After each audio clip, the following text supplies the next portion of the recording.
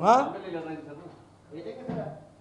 अरे मैं उनसे बात करूंगा, ठहरो। ये तेलंगाना का है ना, क्या समझ रहे इधर प्रेस में बैठे तो यहाँ लेके जाते तो तुम इधर आने के लिए परमिशन नहीं देते बाद में। लगाओ इधर जल्दी।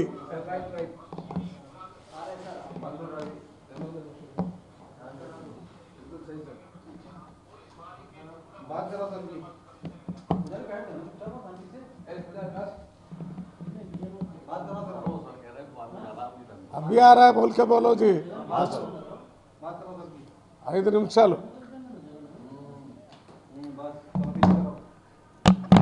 जल्दी पूरा।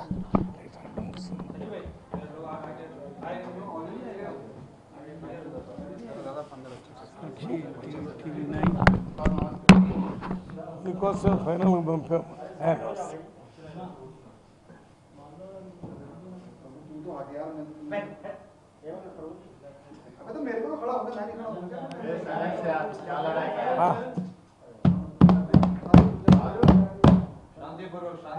अन्ना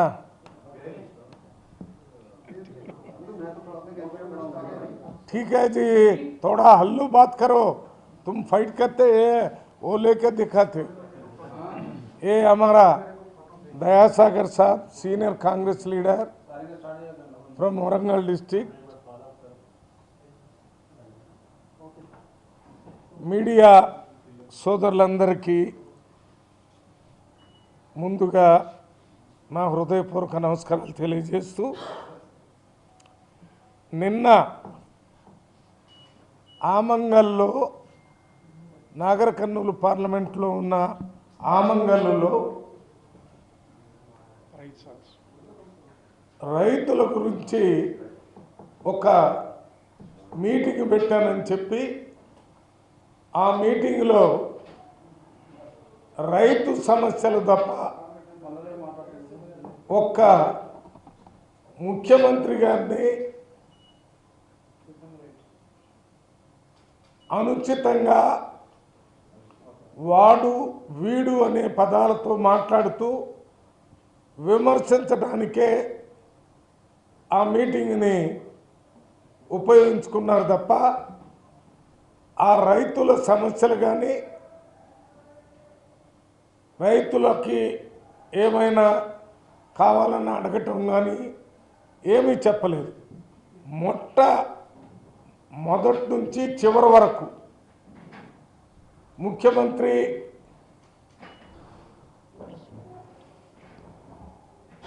ఏమి ఇచ్చిన హామీల్ని అమలు చేయలేదని, అమలు చేయకుండా ప్రజల్ని మోసం చేశాడని,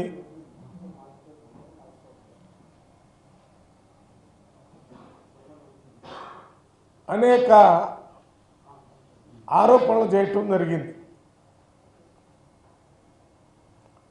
ఈ ఆరోపణల్లో ముఖ్యంగా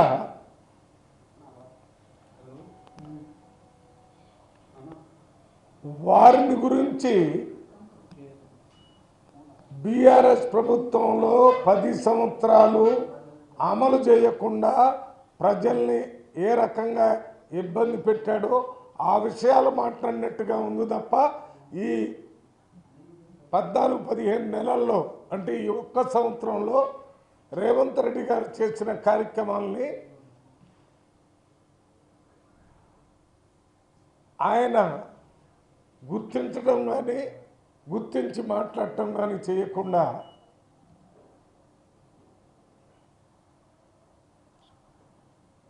ముఖ్యమంత్రిని, కాంగ్రెస్ ప్రభుత్వాన్ని తిడితేనే బీఆర్ఎస్ పార్టీ అస్తిత్వం నిలబడుతుందనే పద్ధతిలో మాట్లాడటం జరిగింది।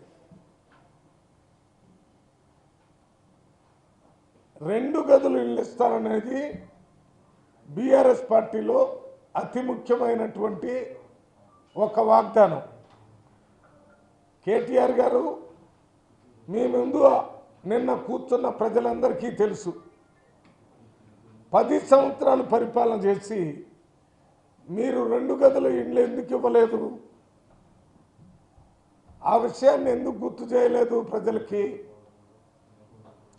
మీకు తెలుసా రేవంత్ రెడ్డి గారు ఈ ఒక్క సంవత్సరంలోనే ఒక్కొక్క అసెంబ్లీకి 3,500 ఇందిరమ్మ ఇండ్లు ఇస్తారని, ఒక్కొక్క ఇంటికి 5 లక్షల రూపాయలు ఇస్తారని వాగ్దానం చేసి దాని మీద అమలు చేయడానికి కావాల్సిన చర్యలన్నీ తీసుకుంటున్నారు. ఇందిరమ్మ ఇండ్ల కోసం బడ్జెట్లో కూడా డబ్బు కేటాయించడం జరిగింది.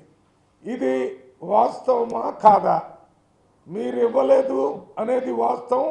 మేము ఇందిరమ్మ ఇండ్ల 5 లక్షల రూపాయలతోని ఒక్కొక్క అసెంబ్లీలో 3,500 రూపాయలు ఇస్తున్నాం అనేది వాస్తవం.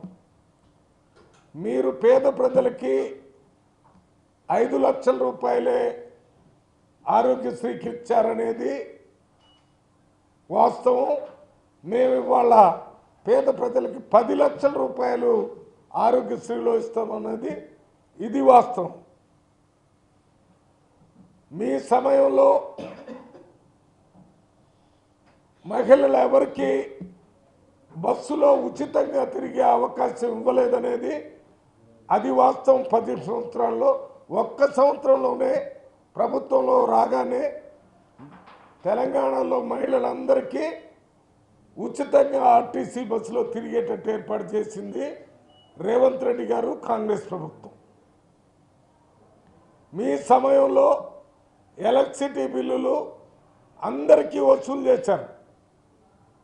కాంగ్రెస్ ప్రభుత్వం రాగానే 200 యూనిట్లు కరెంటు బిల్లులు ఫ్రీగా SC, ST, BC, minority, OC అందరికి ఇస్తున్నారనేది ఇది వాస్తవము. మీరు ఇవ్వలేదనేది అది వాస్తవం. మహిళలకి 500 రూపాయలకి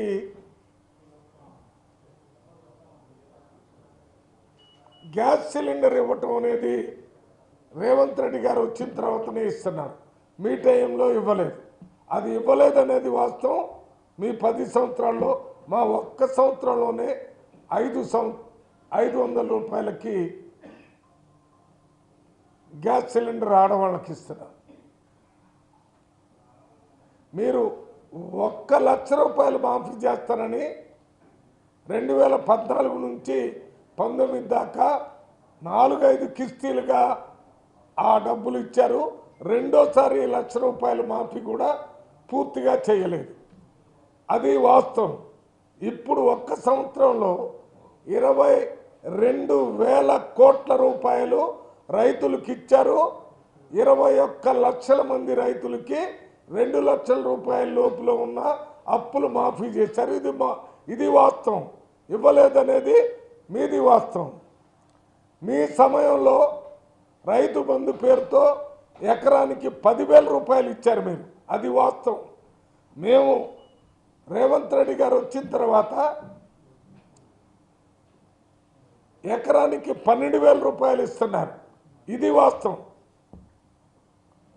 మీ సమయంలో పేదవాళ్ళకి, భూమి లేనటువంటి కూలీలకి, 100 రోజులు పనిచేసే కార్డులు ఉన్నటువంటి వాళ్ళకి సంవత్సరానికి 12,000 రూపాయలు ఇస్తామని అమలు చేయడానికి బడ్జెట్ని అలాట్ చేసింది ఈ ప్రభుత్వం ఇవ్వబోతుంది. ఇది వాస్తవం. మీ సమయంలో అసలు పేదవాళ్ళ గురించి పట్టించుకోలేదు. మీ 10 సంవత్సరాల పరిపాలనలో అది జరగనే లేదు. మీ 10 సంవత్సరాల పరిపాలనలో SC, ST, BC, minority, residential, non residential హాస్టల్లో చదువుకునే 7 లక్షల మంది పిల్లలకి మెస్ ఛార్జీలు పెంచలేదు మీరు. మేము ఒక్క సంవత్సరంలోనే 45% మెస్ ఛార్జీలు పెంచాం. ఇది వాస్తవం. పెంచకపోవటం మీది వాస్తవం. ఇవాళ తెలంగాణ రాష్ట్రంలో మీరు కార్పొరేట్ విద్య సామాన్య ప్రజలకు కూడా అందిస్తారని చెప్పి మీరు ఏమీ చేయలేదు. దాని మీద కార్పొరేట్ విద్యని, ప్రపంచ స్థాయి విద్యను అందించడానికి 56 ఇంటిగ్రేటెడ్ రెసిడెన్షియల్ స్కూల్స్ని శాంక్షన్ చేసి ఒక్కొక్క రెసిడెన్షియల్ హాస్టల్లో 2600 మంది ఎస్సీ ఎస్టీ బీసీ మైనార్టీ పిల్లలు చదువుకునే విధంగా ఏర్పాటు చేసి శాంక్షన్ చేసి ఒక్కొక్క హాస్టల్కి 200 కోట్ల రూపాయలతో బిల్డింగులు ఇతర సౌకర్యాలు చేయడానికి ప్రభుత్వం ఫౌండేషన్ లేచింది. కుల మత విభేదాలు లేకుండా 5వ తరగతి నుంచి ఇంటర్మీడియట్ వరకు ఆ కార్పొరేట్ స్థాయి స్కూల్లో చదువుకునే ఏర్పాటు కాంగ్రెస్ ప్రభుత్వం చేసింది. మీరు చేయలేదనేది వాస్తవం. 11 సంవత్సరాలు 10 సంవత్సరాల్లో మేము చేసేదేమనేది వాస్తవం. ఇది సోషల్. మీరు నిరుద్యోగుల గురించి నోటిఫికేషన్ ఇవ్వటం, తప్పు జరిగిందని కోట్లు కొట్టేయటం, లేకపోతే మీరే రద్దు చేయటం, మళ్ళీ నోటిఫికేషన్ ఇవ్వటం, ఉద్యోగాలు ఇవ్వలేదు. మేము రాగానే 50,000 మందికి రెగ్యులర్ ఉద్యోగాలు, మళ్ళీ మిగిలిన వాళ్ళకి ఇప్పుడు ఇవ్వడానికి కావాల్సిన ఏర్పాట్లు, ప్రతి సంవత్సరం ఉద్యోగాలు ఇచ్చే క్యాలెండర్ పెట్టడం, వాటిని కంపల్సరీ ఇవ్వాలనేటువంటి నిర్ణయం తీసుకుంది కాంగ్రెస్ ప్రభుత్వం. ఇది వాస్తవం. ఇది యువకులకు సంబంధించి. మహిళలకి మీ సమయంలో అసలు వాళ్ళు ఇంతకుముందు ఉన్నటువంటి ప్రభుత్వాలు చేసినట్టుగా కూడా మీ 10 సంవత్సరాల్లో ఆ మహిళల్ని పట్టించుకోలేదు.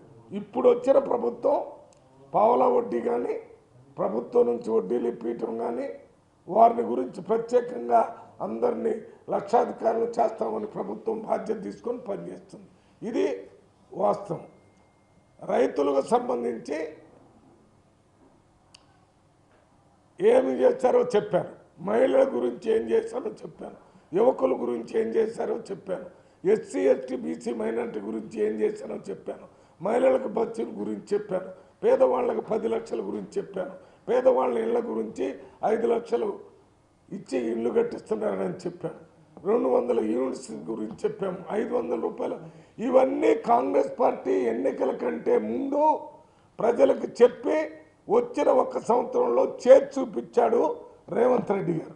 మీరు అతి ముఖ్యమైనటువంటి ఈ కార్పొరేట్ విద్య గురించి చేయలేదు, 2 గదుల ఇల్లు గురించి చేయలేదు, ఉద్యోగాల గురించి చేయలేదు, ఎస్సీ ఎస్టీలకి రిజర్వేషన్ పెంచుతాం, ఎస్టీలకు రిజర్వేషన్ 12% పెంచుతానని చేయలేదు, ముస్లింలకు 12% ఇస్తానని చేయలేదు, కార్పొరేట్ విద్య తీసుకొస్తానని అది చేయలేదు. మరి ఇప్పుడు మీరు 10 సంవత్సరాల్లో 7 లక్షల కోట్ల రూపాయల అప్పులు చేస్తే ఆ అప్పుకి నెలకి 6,500 కోట్ల రూపాయలు వడ్డీ కట్టే పరిస్థితి వాళ్ళ రాష్ట్ర ప్రభుత్వం భరిస్తుంది. 18,000 కోట్ల రూపాయలు మనకి నెలకిప్పుడు ఆదాయం వస్తే దాంట్లో 6,500 మీరు చేసిన అప్పులకే మరి ప్రభుత్వం కట్టాల్సి ఉంది. జీతాలు ఇవ్వటానికి 6,000 కోట్లు అవుతున్నాయి, 3,000 కోట్లు గ్యారంటీలకు ఇవ్వటానికి అయిపోతున్నాయి, ఇంకా మిగిలిన 3-4 కోట్లు. అయినా కానీ ప్రభుత్వం పేద ప్రజలకు ఇచ్చిన మాటల్ని అమలు చేయటానికి తల తాకట్టు పెట్టైనా చేయాలని రేవంత్ రెడ్డి గారు ఈ కార్యక్రమాలన్నీ చేస్తున్నారు.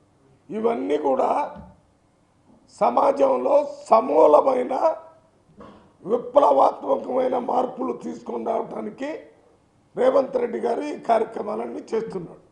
మీరు మొన్న జరిగిన అసెంబ్లీలో ఓడిపోయి ప్రభుత్వం పడిపోయిందనే బాధ, నిన్న జరిగినటువంటి పార్లమెంట్ ఎన్నికల్లో 1 సీటు కూడా పార్లమెంట్ బీఆర్ఎస్కు రాలేదనే ఇంకో బాధ, దానితో అసలు మీరు ఏం మాట్లాడుతున్నారో అర్థం కావటం లేదు. మీరు మాట్లాడేటప్పుడు మీరు తప్పట్లు కొట్టమంటే కొట్టేవాడు కానీ అడగకుండా మాట్లాడే మీకు సపోర్ట్ చేసేవాళ్ళు మీ ముందున్న వాళ్ళే మాట్లాడటం లేదు. ఇప్పటికైనా ఒక బాధ్యత కలిగిన ప్రతిపక్ష పార్టీగా నిర్మాణాత్మకమైన సూచనలు ఇవ్వండి. అంతే తప్ప మీరు ఇదే రకంగా కొనసాగితే కాంగ్రెస్ పార్టీ కార్యకర్తలు కానీ నాయకులు కానీ మీరు మాట్లాడేటటువంటి అనుచితమైన భాషకి సరైన సమాధానం మీరు మీటింగ్ పెట్టిన దగ్గరే చూపించే రోజులు దగ్గరలోనే ఉంటాయి. అందువల్ల మీరు మాట్లాడే విధానం, మీరు చెప్పే విధానాన్ని వెంటనే మార్చుకోవాలని మేము కేటీఆర్ గారిని, బీఆర్ఎస్ పార్టీ నాయకుల్ని డిమాండ్ చేస్తున్నాం.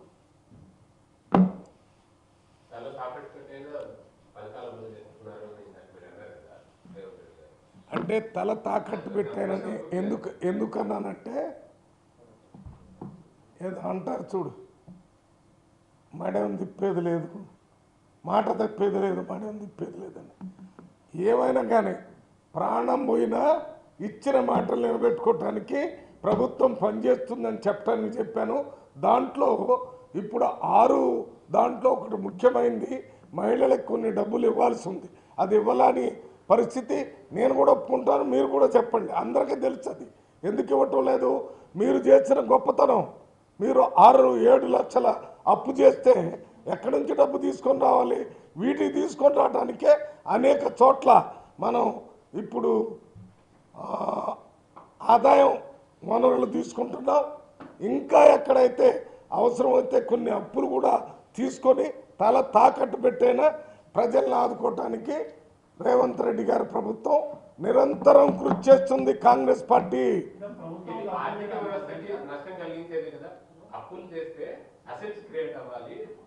ఇన్ఫ్రాస్ట్రక్చర్ క్రియేట్ చేయాలి, కానీ ఇలాగా అప్పులు చేసి పథకాలు చేసేస్తే ఆర్థిక వ్యవస్థ పటిష్టంగా ఉంటుంది. నేను ఒక్క విషయం మీ మీడియా సోదరులకి విజ్ఞప్తి చేస్తున్నాను. ఇవాళ కాంగ్రెస్ పార్టీ ఒక్కటే ఏదో ఇటువంటి సంక్షేమ కార్యక్రమాలు, అభివృద్ధి కార్యక్రమాలు చెప్తారనేటటువంటి మాట కాదు. ప్రతి పార్టీ కూడా మొన్న ఢిల్లీలో జరిగిన ఎన్నికల్లో బీజేపీ దగ్గర నుంచి, ఆప్ దగ్గర నుంచి కాంగ్రెస్ పార్టీ, మొన్న జరిగినటువంటి ఎన్నికల్లో TRS party, TDP party, Congress party ప్రజల యాస్పిరేషన్లు పెరిగాయి. వాటిని ఆదుకోవడానికి ఏ పార్టీ అయినా ఇమీడియట్గా ఆ అవసరాలను చేస్తూ ఇవాళ రాష్ట్రంలో ఉన్నటువంటి కలవకుర్తి, నెట్టెంపాడు, భీమా, కోయల్ సాగరు, ఇది మన పాలమూరు, రంగారెడ్డి, ఈ పేరు మార్చిన కాళేశ్వరం, ఇక్కడ ఉన్నటువంటి ప్రాజెక్టులన్నీ కాంగ్రెస్ పార్టీలో పెట్టినాయి. అవన్నీ అభివృద్ధిలో భాగమే. ఇవాళ రాష్ట్రంలో అనవసరంగా ఖర్చు పెట్టింది 100 సంవత్సరాల వరకు ఉండేటటువంటి సెక్రటేరియట్ని కూలగొట్టి మళ్ళీ కొత్త సెక్రటరీ, ప్రపంచ స్థాయి సెక్రటేరియట్, ముఖ్యమంత్రికి ఉండటానికి ఇల్లు పెడితే దాన్ని తీసేసి మళ్ళీ దాన్ని ఒకటి ప్రపంచ స్థాయి సెక్రటేరియట్ని కట్టారని చెప్పారు. ఆ సెక్రటేరియట్కి వచ్చేది లేదు, పరిపాలన చేసేది లేదు. ఇవాళ ఇప్పటికి కూడా 6 నెలలు అయింది అని ఇన్నిసార్లు అసెంబ్లీ జరుగుతుంది, ఎందుకు రావటం లేదు?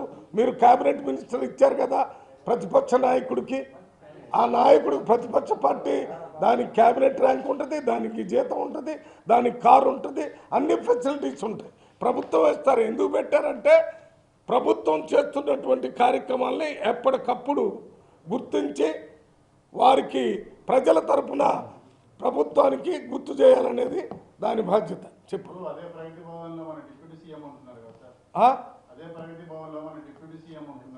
లే కట్టించి అదే సెక్రటేరియట్లో అన్నయ్య, అదే సెక్రటేరియట్లో మొత్తం మా క్యాబినెట్, మా ముఖ్యమంత్రి, మా మంత్రులు ఉంటున్నారు.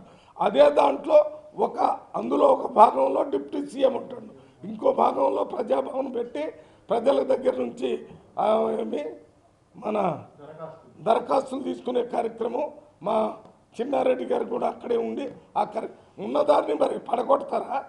అట్లా కాదు కదా. అక్కడే ఏదో పెద్దగా 10 ఎకరాల భూమిలో ఉన్న ఐఏఎస్ ఐపీఎస్ ఆఫీసరు బిల్డింగ్లన్నీ పడగొట్టి ఆ రకంగా చేశారు. అది నేను మాట్లాడి అవసరం లేని దానికి ఎక్కువ ఖర్చు పెట్టారు. కొన్ని చోట్ల జిల్లా కలెక్టర్ ఆఫీసులు, ఎస్పీ ఆఫీసులు చాలా బాగా పనిచేసే ఉన్నా కానీ వాటన్నిటిని తీసేసి ఒక ప్రత్యేక కార్యక్రమాన్ని పెట్టారు. మీకు డబ్బులే లేవు, 2 గదులు ఇల్లు ఇవ్వడానికి డబ్బు లేదు, మరి కార్పొరేట్ స్థాయిలో విద్య చెప్పడానికి డబ్బు లేదు.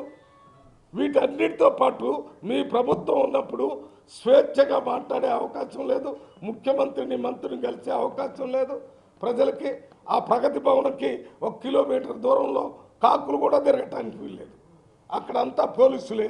మేము ఎన్నోసార్లు ఆ గేట్ దగ్గరే 2-3 గంటలు కూర్చొని మేము కాగితం ఇచ్చిపోతారంటే కూడా పోనీలేదు. అదెందుకు గద్దర్ ప్రజానాయకుడు అక్కడ పోయి ఒక రిప్రజెంటేషన్ ఇస్తారంటే ఆయన 3 గంటలు అక్కడే కూర్చోబెట్టారు. ఇది అస్తిత్వం కోసం తిడితే మేము పెద్ద నాయకులు అవుతాం, ఇట్లా తిట్టడం ద్వారా బీఆర్ఎస్ పార్టీ ఒకటి ఉంది అనే విధానంగా మీకు తెలుసు కదా. ఇది నాకు కథ గుర్తొస్తుంది. శిశుపాలుడని ఉండేవాడు, ఐడియా ఉందా? ఉంది కదా. ఎప్పుడైనా శిశుపాలుడు తిట్టడం రీజన్ లేకుండా తిట్టేవాడు.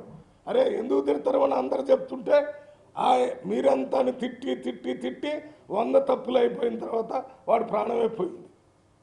ఇప్పుడు ఈ రకంగా మీటింగులు పెట్టి ఇక మొన్న వచ్చినటువంటి ఆ ఓటు కూడా రాకుండా పోయే పరిస్థితి ఉంది బీఆర్ఎస్ పార్టీకి. ఇప్పుడు మీ పార్టీకి మీరు ఏం చేశారని మిమ్మల్ని గౌరవిస్తారు? మీరు ఇప్పుడు ఉన్నటువంటి స్వేచ్ఛ, సమానత్వం, సౌభ్రాతృత్వం ఇవన్నీ లేకుండా మీరు 10 సంవత్సరాలు పరిపాలించారు. అక్కడ ఇందిరా పార్క్ దగ్గర ఉన్నటువంటి ధర్నా చౌకం తీసేశారు. అక్కడ మీ దగ్గరకు వచ్చి కలిసే అవకాశం ఇవ్వలేదు. మీరు డిక్టేటర్ లాగా పరిపాలన చేశారు. డిక్టేటర్ పరిపాలన కావాలని ఎవరు కోరుకోరు. మా దగ్గర స్వేచ్ఛ, ప్రజా పరిపాలన ఉంది కాబట్టి మాట్లాడేటువంటి అవకాశం ఉంటుంది, మాట్లాడుతున్నారు. Okay, thank you. అసలు వీళ్ళు తిట్టిన మాటలు కానీ తిట్లు కానీ వీటి గురించి మనం మాట్లాడి మనల్ని మనం తక్కువగా చేసుకోవటం అవుతుంది. నాగర్ కర్నూలు పార్లమెంటులోనే రేవంత్ రెడ్డి గారు గ్రామం ఉంది, ఆయన అక్కడి నుంచే వచ్చాడు. ఆయన వల్లనే మహబూబ్నగర్ జిల్లాలో ఉన్న ఇరిగేషన్ ప్రాజెక్టులు కలవకుర్తి, నెట్టెంపాడు, భీమ, కోయిలసాగర్, పాలమూరు, రంగారెడ్డి దాని మీద ముఖ్యమంత్రి కాగానే ఇరిగేషన్ మినిస్టర్తో, డిప్యూటీ సీఎంతో, మినిస్టర్లు, ఎమ్మెల్యేలు అక్కడ వాళ్ళందరం కూర్చొని అక్కడ కావాల్సిన బడ్జెట్ మొత్తం గ్రీన్ ఛానల్లో ఇస్తానని చెప్పి ఇప్పుడు యుద్ధ ప్రాతిపదిక మీద పనులు జరుగుతున్నాయి. బడ్జెట్ రిలీజ్ అవుతుంది. అది రేవంత్ రెడ్డి వల్లనే జరుగుతుందని తెలుస్తుంది. ఇంకొకటి, ఇవాళ నేను చెప్పినవన్నీ కాంగ్రెస్ పార్టీ నాయకులు అనుభవించడం లేదు. ఇండ్లు ఇస్తే అన్ని పార్టీల వాళ్ళకి ఇస్తున్నాం, అందరూ అనుభవిస్తున్నారు. 500 రూపాయలు గ్యాస్ ఇస్తే అన్ని పార్టీల వాళ్ళకి ఇస్తున్నాం. 200 యూనిట్ కరెంట్ ఇస్తే అన్ని పార్టీల వాళ్ళకి ఇస్తున్నాం. ఇందిరమ్మ ఇల్లు కడితే అన్ని పార్టీల వాళ్ళకి ఇస్తున్నారు. నిన్న ఆ మీటింగ్లో ఉన్న వాళ్ళంతా అదే కాకుండా రేషన్ కార్డులు కూడా నిన్న మొన్న ఇవ్వాలని చెప్పారు. ఇవన్నీ పార్టీ రహితంగా అర్హత ఉన్న వాళ్ళందరికీ ఇచ్చే ప్రభుత్వం కాంగ్రెస్ ప్రభుత్వం. మహబూబ్నగర్ ప్రజలందరూ కూడా చాలా సంతోషంగా ఉన్నారు. మావాడు రేవంత్ రెడ్డి గారు ముఖ్యమంత్రి అయ్యాడనే సంతోషంగా ఉన్నారు.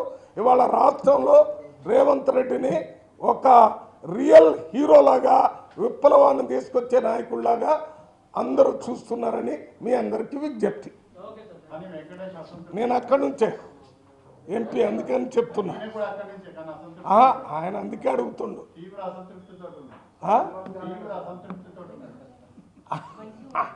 అది వ్యక్తిగతంగా ఆనందంగా ఉన్నాడని ఆయన చెప్పాలా, అసంతృప్తితో ఉన్నాడు ఆయన చెప్పాలా.